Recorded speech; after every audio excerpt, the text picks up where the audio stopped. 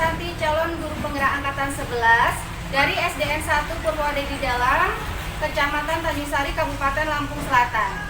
Pada kesempatan kali ini, saya akan melakukan wawancara kepada beberapa kepala sekolah terkait bagaimana dalam mengambil sebuah keputusan atau menangani kasus dilema etika. Selamat menyaksikan. Bismillahirrahmanirrahim. Assalamualaikum warahmatullahi wabarakatuh. Berjumpa lagi dengan saya Susanti, calon guru penggerak angkatan 11 dari SDN 1 Purwodadi Dalam, Kabupaten Lampung Selatan. Hari ini saya akan melakukan tugas demonstrasi kontekstual dengan melakukan wawancara terhadap dua kepala sekolah untuk mengetahui bagaimana beliau mengambil keputusan berbasis nilai-nilai kebajikan sebagai seorang pemimpin. Assalamualaikum Pak Siro. Waalaikumsalam warahmatullahi wabarakatuh. Maaf mengganggu waktunya sebentar Pak. Bagaimana kabarnya hari ini? Alhamdulillah hari ini sehat. Gimana dengan Bu Santi, sehat? Alhamdulillah sehat juga Pak. Begini Pak, saya ada tugas untuk wawancara beberapa kepala sekolah Pak terkait dengan praktik pengambilan keputusan sebagai seorang pemimpin. Minta waktunya sebentar ya Pak.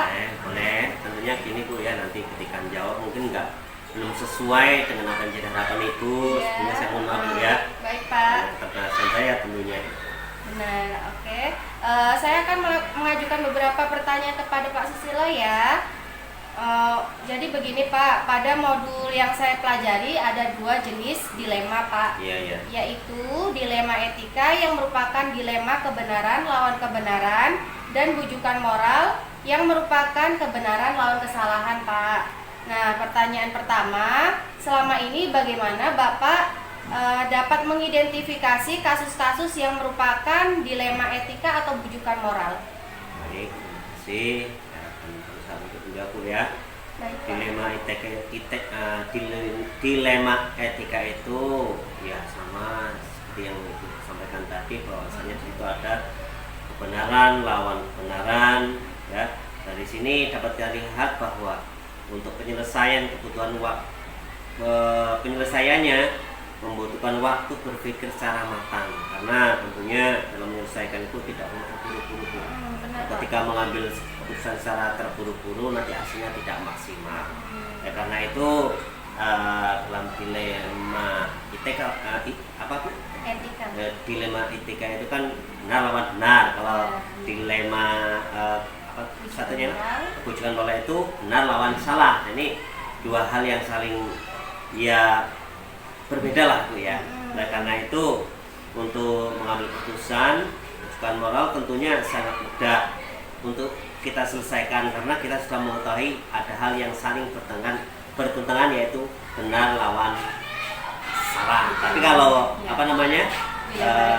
dilema etika benar lawan benar ini kan sangat sulit untuk mengambil kesimpulannya. Iya Pak ya, benar. Selama ini bagaimana Bapak menjalankan pengambilan keputusan di sekolah Bapak, terutama untuk kasus-kasus di mana ada dua kepentingan yang sama-sama benar atau sama-sama mengandung nilai kebajikan? Dalam menangani kasus dilema etika, di mana ketika dua nilai kebajikan saling bertentangan, saya akan melakukan identifikasi terlebih dahulu terhadap masalah-masalah yang saya hadapi. Kemudian setelah melakukan identifikasi, apabila tidak ada pihak yang merasa dirugikan, maka baru nanti diambil keputusan seperti itu. Benar Pak, jadi melakukan identifikasi terlebih dahulu ya Pak ya? Identifikasi dulu masalahnya apa Bu? Langkah-langkah atau prosedur seperti apa yang biasa Bapak lakukan selama ini Pak? Langkahnya ya Bu ya? Iya benar.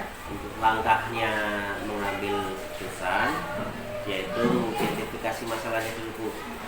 Selanjutnya setelah diidentifikasi, saya akan mengumpulkan informasi yang relevan terkait dengan masalah tersebut. Dari bukti yang terkumpul akan saya pertimbangkan. Kemudian saya akan menyusun strategi solusi alternatif dari solusi strategi tersebut akan saya pilih yang paling tepat akan saya gunakan. Jadi mana yang lebih tepat, karena tentunya banyak solusi seperti Baik Pak. Hal-hal apa saja yang selama ini Bapak anggap efektif dalam pengambilan keputusan pada kasus dilema etika tersebut, Pak?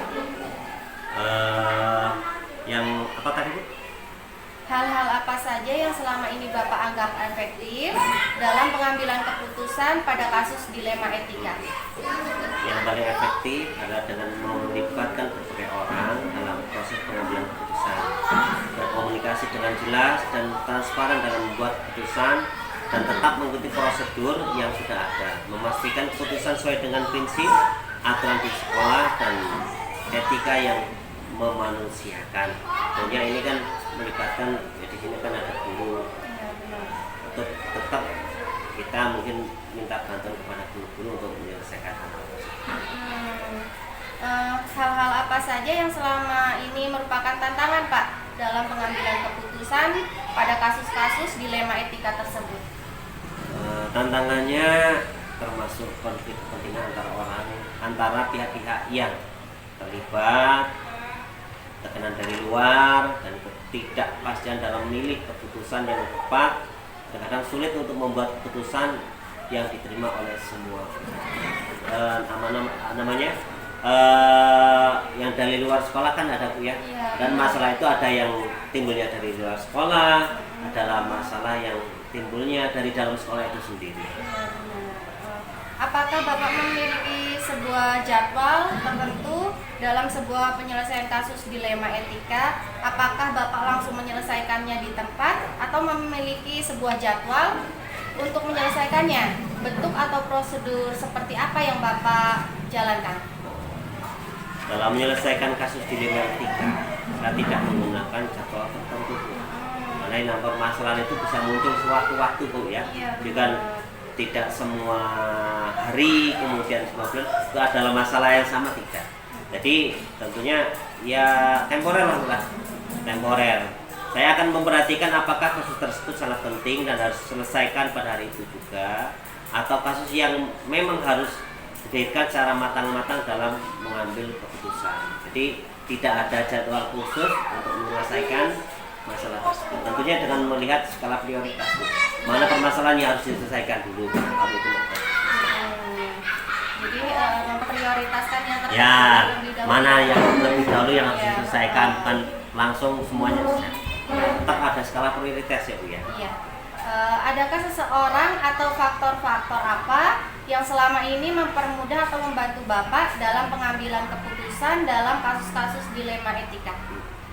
Iya, Bu. Tentunya untuk menyelesaikan kasus dilema etika ini ya banyak yang tentunya dari warga sekolah, ada guru, kemudian penjaga sekolah, kemudian ada lagi wali murid, kemudian dan yang lainnya yang memiliki pedoman etika tinggi akan sangat membantu saya dalam menangani kasus dilema etika, karena warga sekolah, baik guru, kemudian orang tua siswa ini harus ya paling tidak diajak bermusyawarah lah untuk berembuk bagaimana supaya permasalahan itu ketika diambil keputusan mengambil resiko yang paling kecil, gitu. Jadi ini saling berkolaborasi gitu. Iya, Bu. Ya. Ya namanya manusia itu kan nggak selalu apa ya, Bu, ya, nggak selalu benar. Tetap di mana ada benarnya, di situ tetap ada kekurangannya. Makanya antara komunikasi antara kepala sekolah, guru, dan mungkin orang tua siswa itu sangat dibutuhkan sekali. Karena kalau kita nggak saling komunikasi ya proses pendidikan nggak akan berjalan lancar. Dari semua hal yang telah disampaikan Bapak, pembelajaran apa yang dapat Bapak petik dari pengalaman Bapak mengambil keputusan dilema etika? Saya belajar bahwa keterbukaan dan komunikasi itu sangat penting dalam pengambilan keputusan. Saya juga belajar bahwa untuk mempertimbangkan semua aspek dalam dan dampak dari keputusan tersebut. Tentunya begini, komunikasi harus terjalin dengan baik.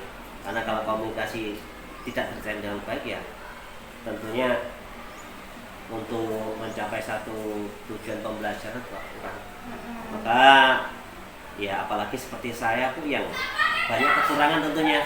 Saya yakin banyak kekurangan, tapi guru yang lain punya kelebihan. Oleh karena itu komunikasi antara guru kemudian dan warga sekolah yang lain itu sangat dibutuhkan. Ya, jadi bisa saling melengkapi begitu Ya, ya Pak ya. betul, betul. Karena namun manusia itu nggak sempurna, Bu. Di situ dia punya kelebihan, tapi di sisi lain dia punya kekurangan. Jadi kerjasama antara guru dan kepala sekolah itu sangat dibutuhkan. Iya, benar Pak. Alhamdulillah, terima kasih banyak ya Pak atas waktu dan kesediaannya dalam menjadi narasumber kali ini. Semoga ke depan ketika saya dihadapkan kasus dilema etika, saya dapat menerapkan ilmu yang saya dapatkan dari Pak Susilo hari Iya, ini. Bu. Sekali lagi saya ucapkan terima kasih Pak. Nah, terima kasih juga, Bu. Yang mungkin jawabannya kurang memenuhi apa yang jadi harapan Ibu. Tentunya karena jujur saya juga masih banyak kurangan. Nah, karena Ibu sebagai CGP, yang lanjutkan sebagai CGP, tentunya kalau nanti sudah berhasil, saya juga bisa disampaikan informasinya supaya sekolah kita ini jadi satu perlu di dalam ke depan menjadi lebih baik daripada hari kemarin. Amin amin ya robbal alamin. Kalau begitu permisi Pak. Assalamualaikum warahmatullahi Waalaikumsalam wabarakatuh. warahmatullahi wabarakatuh. Assalamualaikum Pak Joko. Bagaimana kabarnya hari ini? Alhamdulillah sehat, Bu. Alhamdulillah ya Pak ya. Maaf mengganggu waktunya sebentar ya Pak. Jadi maksud kedatangan saya ke sini, saya ingin mewawancarai Bapak terkait bagaimana Bapak mengambil keputusan dalam menangani kasus-kasus dilema etika. Adapun daftar pertanyaannya, yang pertama, selama ini bagaimana Bapak dapat mengidentifikasi kasus-kasus yang merupakan dilema etika atau bujukan moral, Pak? Iya, Bu, ya. Kepala sekolah. Just yang pertama, untuk mengetahui hal jenis kasus yang dihadapi yang cukup mudah, yaitu dengan melihat kepentingan apakah benar salahnya. Jika kasus dilema etika kedua polisi sama benar, tapi kepentingannya bertentangan, tetapi kalau keduanya benar ada salah satunya melanggar hukum, maka dipastikan yang jelas termasuk kasus bujuk moral lah ya, bujuk moral seperti itu. Baik Pak, untuk pertanyaan kedua Pak, selama ini bagaimana Bapak menjalankan pengambilan keputusan di sekolah Bapak, terutama untuk kasus-kasus di mana ada kedua kepentingan yang sama-sama benar atau sama-sama mengandung nilai kebajikan?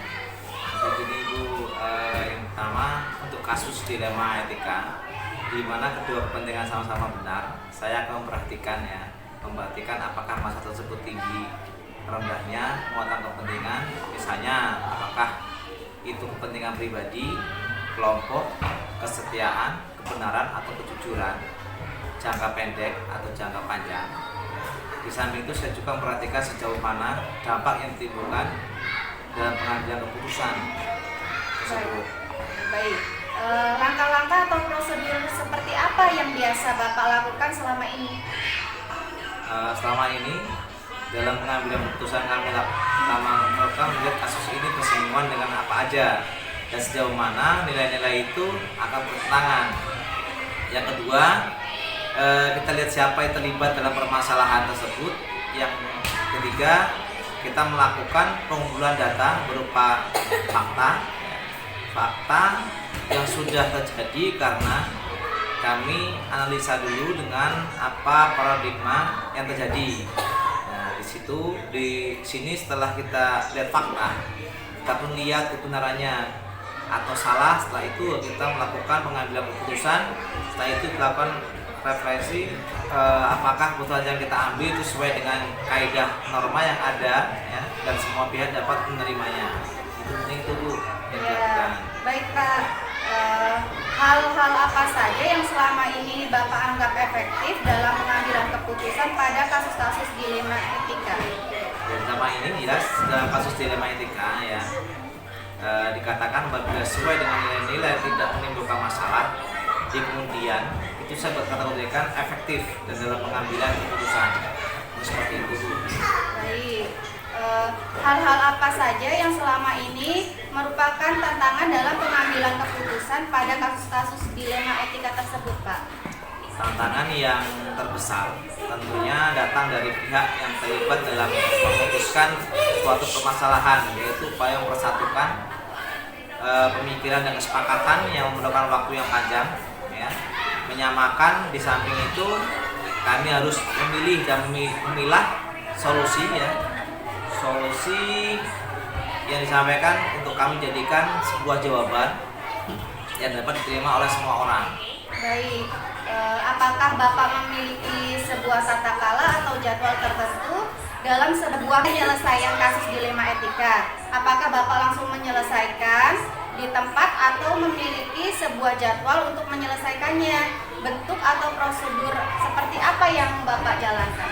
Kalau jadwal tergantung kondisi kasus yang terjadi. Kadangkala ada keputusan yang harus kita putuskan secara segera, tapi juga keputusan yang bisa diundur ya. Diundur. Kalau sifatnya segera berarti kita ambil membuat jadwal harus kita putuskan segera ya. Kalau masa itu bisa kita tunda putusannya, maka itu kita bikin buat jadwal tertentu supaya hasil putusan efektif dan efisien. Itu Bu. Jadi melihat dari bagaimana urgennya kasus tersebut ya Pak ya, kalau misal kasus tersebut memang harus diselesaikan pada hari itu ya harus langsung diselesaikan begitu ya Pak ya. Adakah seseorang atau faktor-faktor apa yang selama ini mempermudah atau membantu Bapak dalam pengambilan keputusan dalam kasus-kasus dilema etika? Jelas tergantung permasalahan yang kita hadapi. Kadang kita melibatkan guru ya, pengambilan keputusan, terkadang juga kita melibatkan beberapa guru, komite ya, atau wali kelas atau BK ya yang ada di sekolah. Kadang-kadang juga melibatkan wali ya yang ada di lingkungan. Bahkan kami meminta saran dan pengawas ya atau pembimbing kami yang ada di sekolahan. Ya. Jadi saling berkolaborasi begitu ya Pak? Ya, betul. Baik. Dari semua hal yang telah disampaikan, pembelajaran apa yang dapat Bapak petik dari pengalaman Bapak pengambilan keputusan dilema etika tersebut Pak? Pertama, ya dapat menginterpretasikan kasus yang terjadi harus dilakukan dengan pemikiran yang matang. Ya, yang matang, apakah termasuk kasus dilema etika atau bujuk moral ya. Kemudian ada kasus yang perlu diselesaikan segera, ya saya putuskan sendiri. Kalau ada beberapa kasus yang diselesaikan dengan cara yang kolektif, ya selanjutnya kita pengambilan keputusan yang harus diperhatikan ya, diperhatikan kepentingan atau dua sisi agar tidak menimbulkan efek berkelanjutan seperti itu. Baik, terima kasih Pak atas penjelasannya. Mudah-mudahan saya sebagai guru dapat menerapkan bagaimana Bapak mengambil keputusan pada sekolah Bapak. Terima kasih Pak atas waktunya. Assalamualaikum.